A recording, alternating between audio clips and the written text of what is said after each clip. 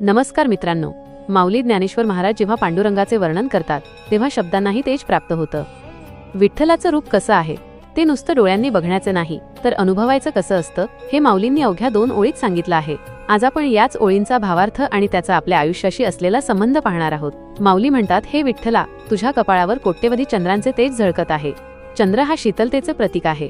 सूर्यप्रकाश देतो पण तो डोळ्यांना जाळतो, मात्र विठ्ठलाच्या रूपाचं तेज असं आहे जे डोळ्यांना थंडावा देतं। एक चंद्र रात्रीचा अंधार घालवतो तर कोटी चंद्र भक्ताच्या मनातील अज्ञानाचा अंधार क्षणात दूर करतात। तुझे डोळे उमललेल्या कमळासारखे सुंदर आहेत आणि तुझ्या चेहऱ्यावर जे हसू आहे ते साऱ्या जगाचं दुःख हरण करणारं आहे। कमळ हे चिखलात असूनही अलिप्त आणि पवित्र असतं। विठ्ठलाची नजरही तशीच करुणाघन आहे। त्याच्या चेहऱ्यावरील हास्य हे केवळ ओठांचे हसू नाही तर ते भक्ताला अभय देणारे आणि मी आहे ना असं आश्वासित करणारं हास्य आहे। कल्पना करा, एखादा लहान मूल खूप रडत असताना जेव्हा त्याच्या आईच्या कुशीत जातं आणि आई त्याच्याकडे बघून एक गोड हसू देते तेव्हा त्या मुलाचं सगळं दुःख कसं एका क्षणात विरून जातं।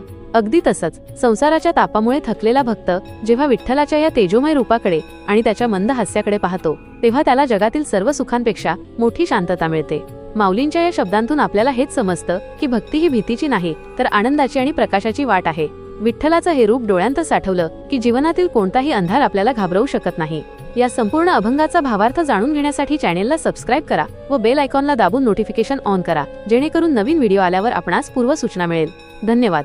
रामकृष्ण हरी।